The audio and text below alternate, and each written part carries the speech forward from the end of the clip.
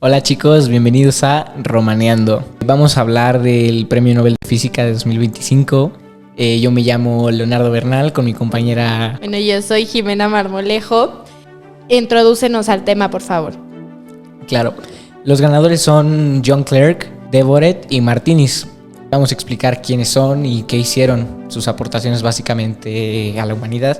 Bueno, son 3 científicos, los cuales vienen de lugares distintos, tienen edades distintas y lo único que tienen en común es que pues son físicos, básicamente.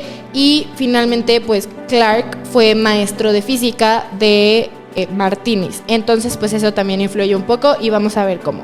Pues este trabajo que ellos hicieron, por el cual ganaron el premio Nobel, tiene que ver con cómo funcionan las cosas cuánticas, o sea, las cosas chiquititas dentro de pues todos los circuitos eléctricos. Ahora, es importante saber que los circuitos eléctricos no tienen que ver específicamente con la luz.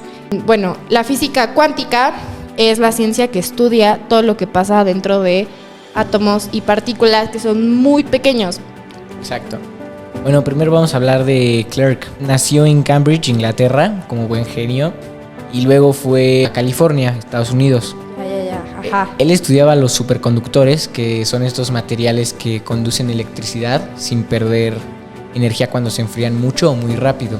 Esto sirve para crear imanes muy potentes o aparatos médicos muy precisos. Sí, ¿no? Porque, o sea, los superconductores, lo que yo tengo entendido es que funcionan para que justo cuando tú conectas algo como electricidad, la energía fluya como sin tener como que concentrarse tanto y que no se calienten las cosas, ¿no? Para eso funciona.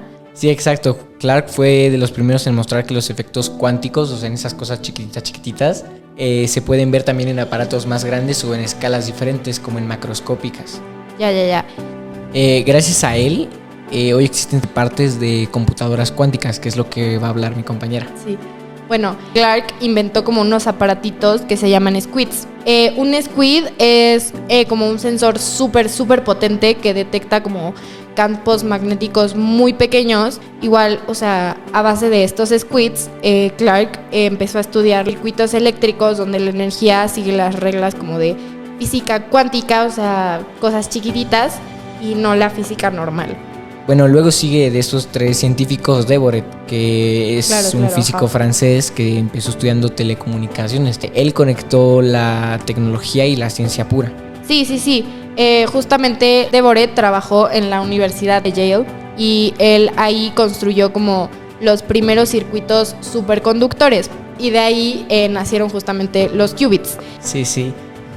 Los qubits, bueno, el qubit es la versión cuántica del bit, que es la unidad básica de una computadora normal.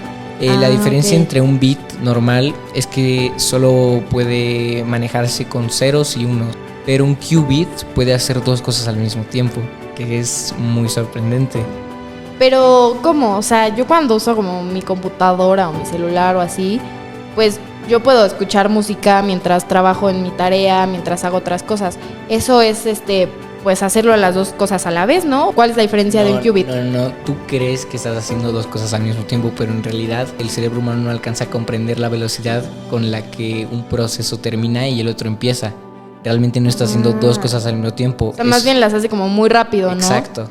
Igual, Devoret transformó todos estos experimentos que Clark le había dejado. Él ayudó a que la física cuántica se convirtiera en una herramienta real para la ingeniería y que sí funcionara en una práctica y no sea solamente la teoría de que en algún momento puede pasar a hacerlo. Entonces, ahí es donde entra John Martinis. Martinis es un físico estadounidense con raíces de Croacia y justamente como lo mencioné, él fue alumno de Clark y él dice que desde chiquito él soñaba con crear computadoras cuánticas que fueran reales y que no solamente fueran teóricas, ¿no? Entonces, pues él continuó como con el trabajo que le dijo su profesor. Claro, él trabajó en el NIST y luego en la Universidad de California, en Santa Bárbara. Ahí ayudó a construir como su sueño, una computadora cuántica. Entonces Martinis fue quien demostró que todos estos experimentos que hicieron Clark y Devoret, que sí funcionaban fuera de como los laboratorios, ¿no? Porque los laboratorios era el único lugar donde se podían hacer las cosas cuánticas, ¿no? Entonces Martinis muestra cómo pues la ciencia, aunque avanza paso a paso y un poco más lento, avanza muy eficientemente cuando pues todos estos descubrimientos que hace un científico, inspiran a otro científico, y entonces se cierra un ciclo donde se utiliza la teoría, el experimento y la aplicación. Entonces, el Premio Nobel de la Física tuvo de objetivo principal llevar la física cuántica del laboratorio justamente a aparatos grandes y que sí fueran funcionales. O sea, lo tangible. Exacto, lo tangible y lo visible, lo que sí se puede practicar. Antes de todos estos experimentos cuánticos solo se podían hacer con átomos o partículas chiquititas, que eran como muy difíciles de controlar. Entonces entender todos estos antecedentes pues ayuda a ver que como los descubrimientos de Clark, de Boret y Martini fueron realmente muy importantes. La explicación y la investigación que ellos hicieron para llegar a este Nobel de Física fue no solamente hacer un experimento, sino un proceso completo donde ellos combinaron como mediciones, teoría y toda esta construcción de prototipos que se puede hacer para llegar a este punto. Un factor muy importante sobre esto es el efecto túnel.